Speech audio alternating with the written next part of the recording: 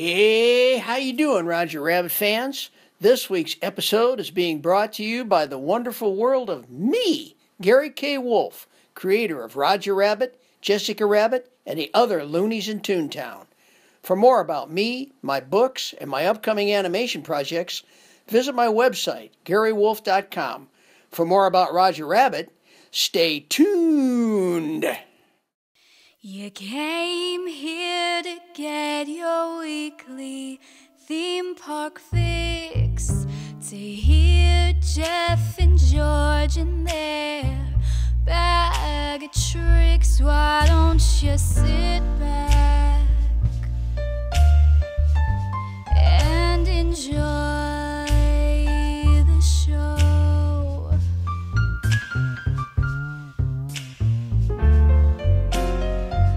They will amaze with tales from long ago.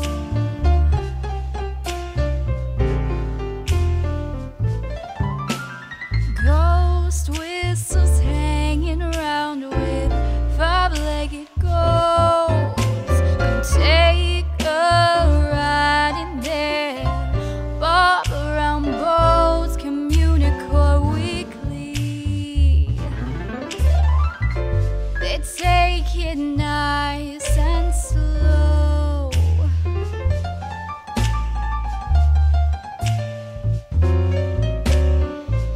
You already know the greatest online show.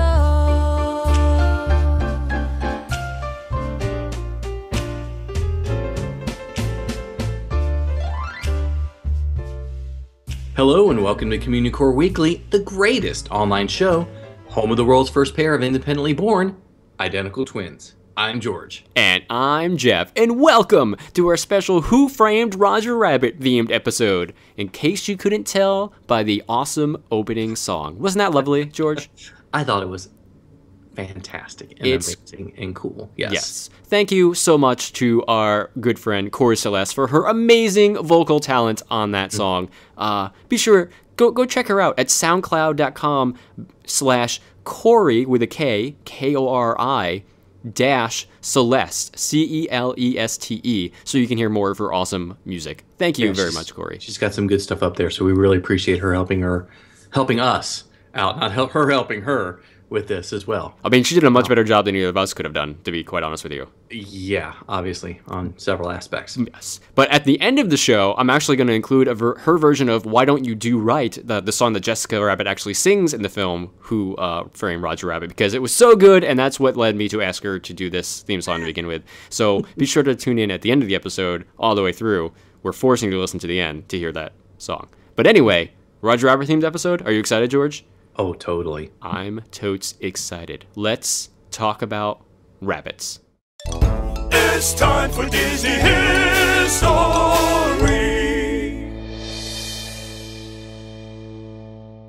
Who Framed Roger Rabbit is a 1988 animated fantasy comedy film noir directed by Robert Zemeckis. Now, the film was a revolutionary mix of live action and animation and accomplished things never seen on the screen before, and still remains one of my all-time favorite films ever. Definitely.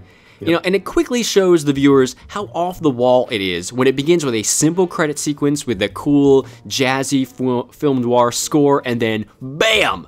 The soundtrack scratches, and then the upbeat cartoon music begins to blare, and it really kind of was like a wake-up call to the audience, both in viewing and in movie history, because no other film has replicated the feat of gathering all these multiple properties from rival studios together in one film. And it was basically film history being made right there. Yeah, so to recap quickly, for those of you who haven't seen the film, and if you haven't, why haven't you? Because, let's see, because the requirements are Back to the Future, Doctor Who, Princess Bride. We'll have a list on our website. Yeah, anyway. We'll put that list up. The movie is a noir-esque tale set in 1947, and it features a conspiracy plot centered on a political corruption and suburban expansion movement involving the gritty urban city of Toontown and the glamour and glitz of Tinseltown. Roger Rabbit is set up and framed for the death of Marvin Acme, and it's up to Eddie Valiant to figure out who really did the crime and why. The film relishes its noir history, but it's still a kids movie, so there are cartoons all over the place.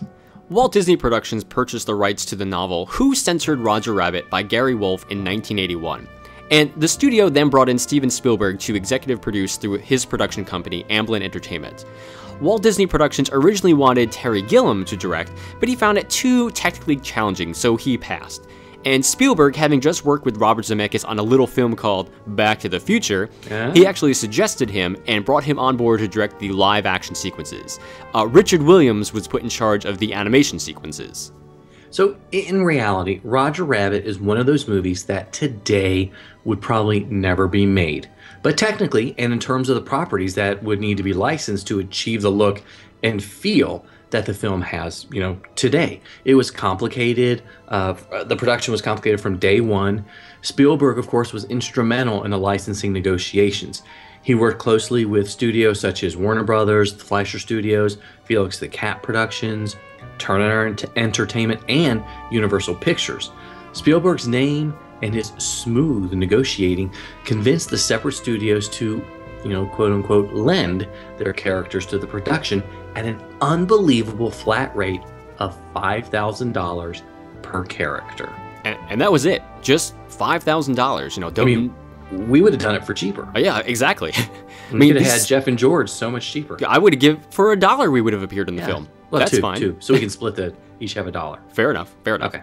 So yeah, there were no back ends involved, no residuals, just a one-time flat fee of $5,000. Now, think of how many various characters appeared in the film, and that is a lot of money. But with Spielberg's goodwill, he could do it, and it was done. With a few additional stipulations on behalf of the studios for some of the major properties, of course. For instance, Warner Brothers stipulated that their characters, such as Daffy Duck and Bugs Bunny, must receive equal screen time, dialogue, and billing as Donald Duck and Mickey Mouse. So, in a brilliant touch, the great Mel Blanc was hired to reprise his iconic voice characterizations of Bugs, Daffy, Tweety, Porky, and Sylvester. And this was one of the last times that Blanc would go to voice his immortal characters before he passed away in 1989. Another unforgettable moment has Mae Questel coming back to voice Betty Boop, her legendary cartoon character from the 1920s and 30s. But really, Spielberg's feat of bringing all these characters together in the same film was unparalleled in Hollywood business history, and he was rewarded well for his efforts. His contract included extensive creative control and a large percentage of the box office profits. Disney maintained merchandising rights, of course. Because they're not dumb, that's Not why. at all. So, Spielberg's original choice for the role of hard-boiled PI Eddie Valiant was actually Harrison Ford, but Ford's asking price was way too high. And then Bill Murray was another early choice, but because he was so hard to locate and contact, Spielberg and Zemeckis decided to pass on him also. Sylvester Stallone, Robert Redford, Jack Nicholson, and Ed Harris were all considered before the late great character actor Bob Hoskins was finally chosen for the lead. And to get the feel of working with imaginary characters, Hoskins studied his young daughter, because she was hanging out and talking to her imaginary friends all the time, so it really helped him. So after the filming was done, Hoskins reportedly suffered from hallucinations since he had to imagine working with all these cartoon characters all day long for a very long time. Yeah, sort of like at that film school. Exactly. Okay. So Christopher Lloyd, who had already worked with Zemeckis in Back to the Future, he took on the lead villain role of Judge Doom. John Cleese also auditioned for the role, but Spielberg and Zemeckis both thought that no one would take a member of Monty Python seriously as a villain, so it went to Lloyd. Lloyd avoided blinking his eyes on camera in order to perfectly portray the sinister character. Perhaps the most popular character, at least among the men, was Jessica Rabbit, Roger's bombshell wife, and probably the first cartoon character I ever had a crush on. Not the last, notice I said that. Yeah, just the first. Jessica was actually portrayed by Kathleen Turner, who is strangely uncredited for her work, and her singing voice was provided by Spielberg's then wife, Amy Irving. Wow. So Jessica's sultry character was reportedly based on 4 famous femme fatales: the quadruple amalgam consisted of Red, the sexy lounge singer made famous in Tex Avery cartoons, such as Red Hot Riding Hood, Rita Hayworth in Gilda, Veronica Lake with her peekaboo hairstyle, and at Zemeckis' insistence, the look of Lauren Bacall.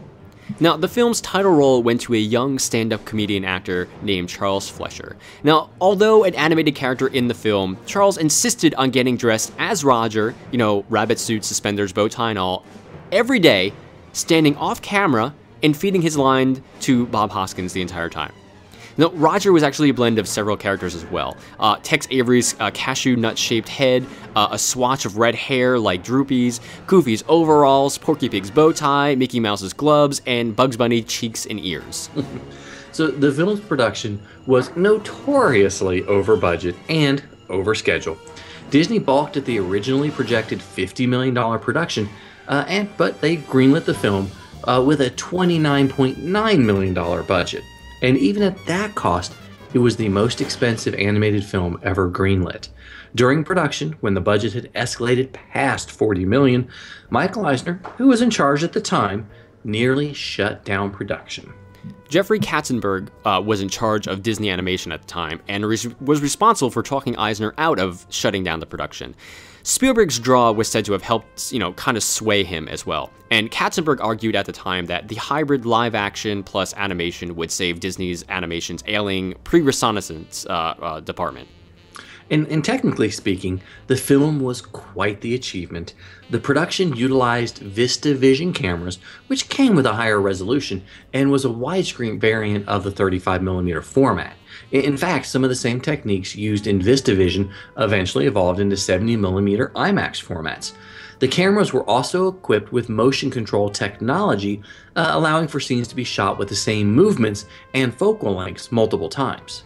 On set, there were actually rubber mannequins that stood in for the main cartoon characters to kind of establish the sight lines and give the actors something to act against so it wasn't just nothing. Filming, which began on December 2nd, 1986, lasted for 7 months with an additional month in LA at Industrial Light and Magic for the necessary blue screen Toontown effects. And you had to remember that this was a film that was made before CGI or computer-generated shots down entirely in post-production. A lot of things had to happen on set in order for the animation to work later on. The Toons are not merely walking next to the humans, but touching them, interacting with the actors, and their environment. For example, early in the film, Bob Hoskins is talking to Jessica Rabbit, where she kind of uses her charms on him. Jessica messes Eddie's hair, picks up his tie, and then kisses him, leaving the slightest smudge of lipstick on his cheek. Now, remember that Jessica is animated, no matter how much we dream otherwise, and Bob Hoskins has to act out this scene by himself. The physical effects team has a fishing wire on Hoskins' tie so that it could slowly come up when Jessica is grabbing it. Eddie's hair is rustled from behind him using wires and invisible techniques as well. Finally, the slight smudge of lipstick is actually animation simply edited into the frame. Okay, now that is just one short scene in the movie. Now think about every other scene where a cartoon interacts with the real world and how much work had to go into planning that. And most of the time, Hoskins is by himself on screen. To me, this is one of the greatest underrated performances of all time. I mean, he does amazing things with the role, and we forget that he was actually by himself for most of the running time when it was being filmed. Every time Hoskins is grabbing onto Roger, he's actually just cupping his hands, grabbing the hand of an invisible person. It's just insane. His performance is remarkable. And there is never a second where we don't fully believe that Eddie Valiant is actually interacting with his cartoon counterparts.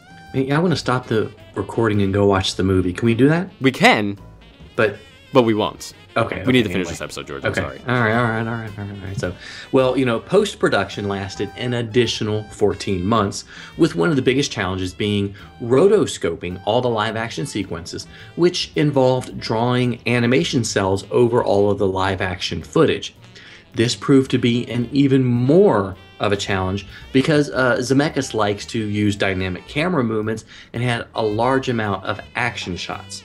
ILM, or Industrial Light and Magic, also added to the process by completing 3 lighting layers that were optically printed onto the animation, adding dimensionality, subjecting the characters to the same lighting that already existed in the filmed live-action sequences. Altogether, 326 animators worked full-time on the film. The first test screening audience for Who Framed Roger Rabbit was a complete and total disaster. It was shown to a crowd consisting mainly of 18 and 19-year-olds, and the audience hated the film, and reportedly many of them just walked out of it. Walt Disney Productions got cold feet and wanted to make a lot of edits, but director Zemeckis had final cut approval and refused to change one single scene or shot of the film. Obviously, I would have been about 19 or 20 at the time this came out, so I'm not their target audience. Clearly I was, because I wouldn't have walked out. I didn't walk out. Okay, well, as anyone who's seen the film knows, its tone is quite dark. Though it does play for children, the darker elements, sexual innuendo, drinking, guns, and violence, aren't the typical topics you'd find in a children's animated feature. Now, given the dark nature of the film, and Zemeckis and Spielberg's unwillingness to adjust the tone, Disney opted to release the film through its Touchstone Pictures banner on June 22, 1988. It opened to $11.2 million on only 1,045 screens, and eventually going on to earn $156.5 million domestically and an additional $173.25 internationally. Who Framed Roger Rabbit was the second highest grosser of 1988 behind Rain Man. Now, Who Framed Roger Rabbit was a rare culmination of business practices, technological achievement, and innovative storytelling. The film would go on to win 4 Academy Awards, including Best Film Editing, Best Effects Visual, and Best Effects Sound Editing, in addition to a Special Achievement Award for Animation Direction by Richard Williams. The film also received nominations for Best Cinematography, Best Art Direction, and Best Sound. But the film achieved is perhaps inconceivable now. To this day, Roger Rabbit stands as a marvel of studio cooperation and animation innovation. And when the film has aged, the marvel is how easily it can still be enjoyed by people of all ages, even today. I mean, it's a fantastic film, and it totally holds up. Yeah, and I can remember sitting in the theater in social context at the time, and could not believe how they did some of those effects and how amazing it was. Stepping outside and going, well, I know they added the animated figures later, but wow, it really looks like they're in there in the environments. It really was quite fantastic. Still is. Insane. Still holds up well. Insane. Yes, so we want to know what you think about Who Framed Roger Rabbit. Give us a call on the Communicore Weekly Goat line at 424-785-4628. That's 424-785-GOAT. He's a nerd, he's a geek, but we all like to hear him speak. So listen up to the words from his speech. It's George's Book of the Week. This week's book is Who Censored Roger Rabbit by Gary Wolfe. And this is a book I just finished recently. I did, put off reading the book for a long time because I knew that there were a lot of differences between the book and the film. It's not that I didn't want to read the book, but I'd heard from a lot of other Disney fans that the book didn't match the film and that they didn't like it. Well, they were sort of right. It didn't match the film, but I still really liked the book a lot. I really enjoyed it. So getting into the book, what really surprised me was how different the book and the film actually are. Minus a few of the character names and some of the attributes of the world, there aren't many other similarities. We have reviewed Who Framed Roger Rabbit before, and you guys know how much we love the movie. But the book itself, or the movie itself, is geared more towards family, while the book is more adults-oriented. I don't mean it's like adult-oriented, like the stuff, you gotta hide, but more for adults, caters to adults. So right off the bat, there are some interesting divergences. The tunes in question are not from animated films, but from comic strips. They're still called tunes, but this is sort of the basis for the entire comic strip industry. Tunes are photographed, and then the finished pictures are turned into the strips that you would read in the newspaper. And, so they're making the newspaper comics instead of filming animated shorts. The book also takes place in the present, or at least the 1980s present, instead of the 1940s or so of the film. We still have a lot of the main characters. Eddie Valiant still plays the hard-boiled gumshoe detective. Roger Rabbit is still a little goofy and out there, but we also see a slightly different side to the rabbit. Jessica Rabbit, she plays a very similar character, but we also see a darkness and there's a lot more sensuality about her in the book itself. We meet a handful of other human and cartoon or toon-related characters, but no one that really ties directly into the film. Except Baby Herman. He's there, and he has a very small cameo, even though he has the chops of a 50-year-old. Thank you. So the crux of the book is that someone has killed Roger Rabbit, and Valiant gets pulled into the mystery. And based on the particulars of the Toon world, Roger Rabbit is still a part of the story and is one of the main three connectors between the book and the film. Basically, sort of what we looked at earlier, Eddie, Jessica, and Roger are the same characters with a few minor differences. Anyone who's really a diehard fan of the book, of the film, should read this book because it gives you a lot of insight into the characters, and you can see how Disney changed things, not just to add other animated characters to match, Disney's history of animation, but also to see what sort of Gary Wolf's world looked like at the time as well. The book, as I mentioned, is a little bit more of a hard-boiled crime noir fiction that you would expect after viewing the film. One thing that was difficult to get used to was that all the Toons spoke with comic speech bubbles. So the dialogue from the Toons would sort of float around. It looked like a dialogue bubble that you would see in a comic strip or a graphic novel or something like that. And sometimes they would stay there, sometimes they would sink to the floor. Occasionally the word bubbles would be used as weapons. So it was a little bit different. I can imagine sometimes the floor got pretty crowded in there. Overall, I really enjoyed this book as a standalone novel, and I'm very interested now in finishing the rest of the series. It did felt like a little bit like I was doing some archaeology with the story, and that I was trying to figure out how the story went from Gary Wolf's novel to the more sanitized and child-friendly Disney version, but it still held my interest, and it kept me turning the pages, really, until the end of the book. Very satisfying read. Really enjoyed it, and I do recommend, visit your local library to pick up a copy or, buy a copy on Amazon because it's not that expensive. But this week's book was Who Censored Roger Rabbit by Gary Wolf. If it's a legend that you seek, come on and take a peek at the window of the week. Yes, Toontown at Disneyland is all about the hustle and bustle of the cartoons living in it.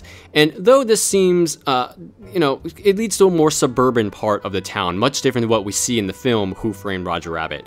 But above City Hall and the Five and Dime, there is a window, a tribute to the man who started it all, and it reads, Laugh-O-Gram Films Incorporated, a reel of fun, W.E. Disney, directing animator. And of course, it's paying tribute to Walt Disney himself, which is pretty neat. Now, you may ask, why aren't you doing the Eddie Valiant window in Hollywood Studios? Well, it's perfect for this segment, but we actually did cover it way back in Season 2, when we didn't realize we were going to do a Roger Rabbit-themed episode in Season 4. Yes, we didn't get the time travel till Season 3, right? Yes, exactly. Okay. So had we known, I would have switched it up with something else. And you guys are going to love next week's episode. Yeah, totally. It's so good, guys. Yes, it's so good. Anyway, just for giggles, let's just talk about it again really quick.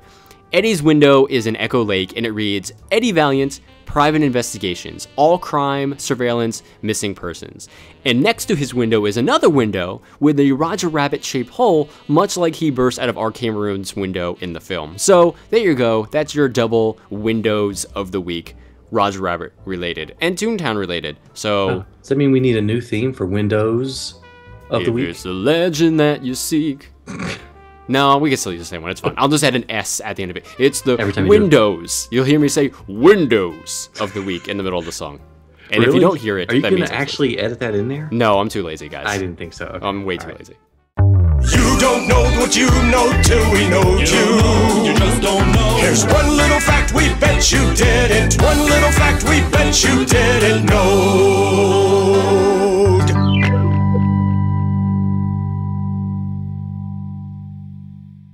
So while we're talking about Who Framed Roger Rabbit, there's a common question about the film. Why is there no question mark in the film's title? George, why is there no question mark in the film's title?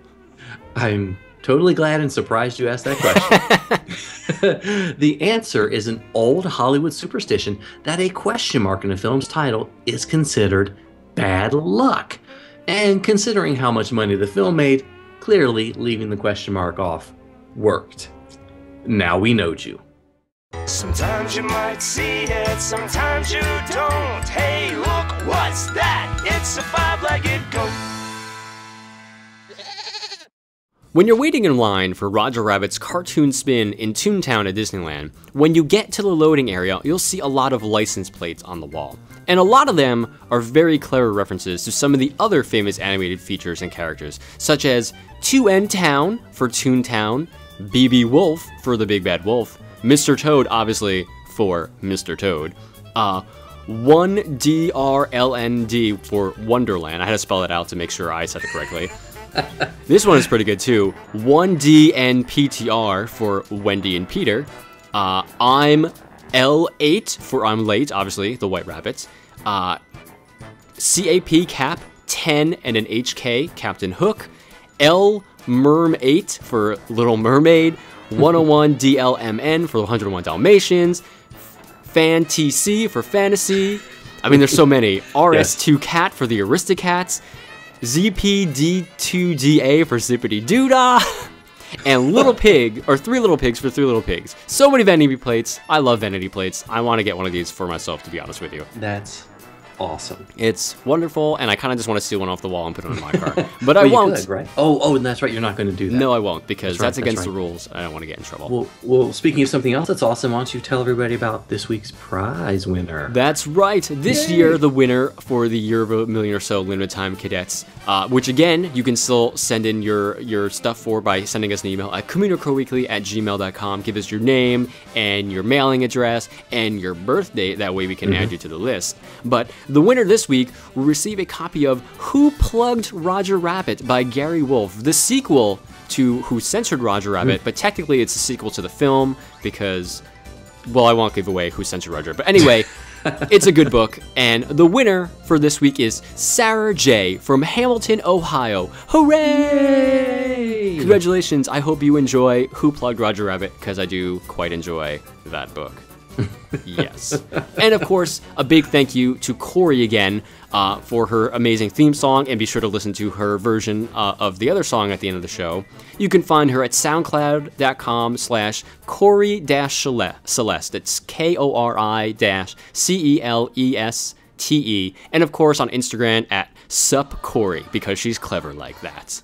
Ah, that is, yeah, Sup Corey. Sup Corey. So hey, Sup Corey. That's what you should do. You guys should friend her and then comment on a photo, Sup Corey, because Sup, Corey? I'm sure she hasn't heard that before.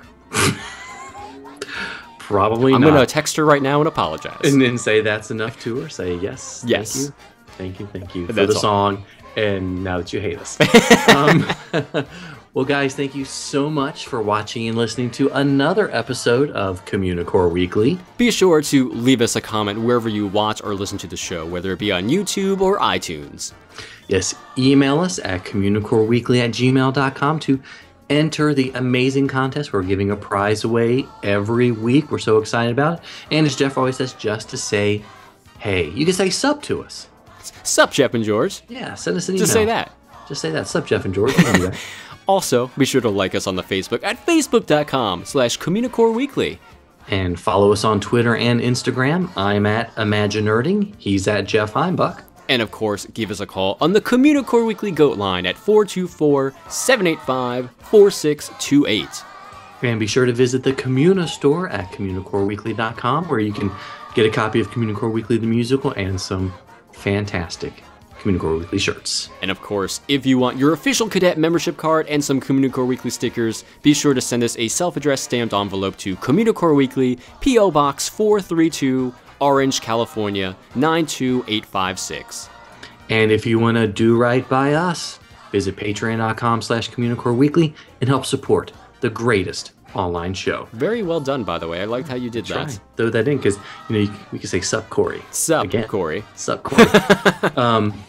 For Jeff Heimbuck, I'm George Taylor. And for George Taylor, I'm Jeff Heimbuck. Thanks so much for listening, guys and gals. We'll see you next time on Communicore Weekly, the greatest and most cartoony online show. I like the sound of that. That's all, folks.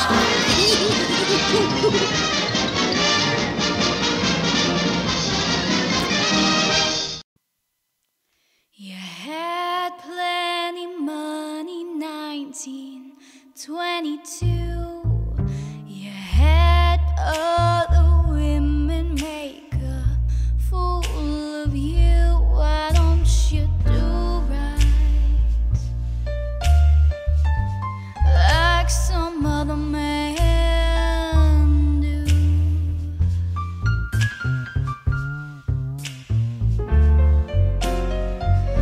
Get out of here, get me some money too.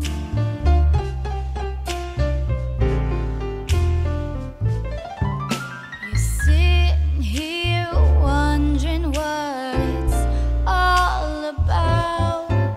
If you ain't got no money, they will put you out. Why don't you do right like some other man do?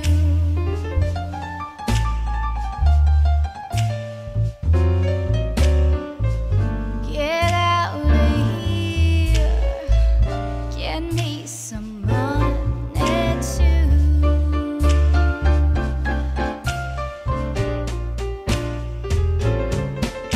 Now you had prepared 20 years ago.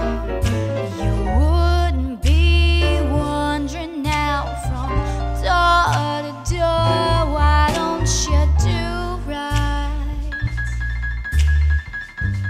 like some other man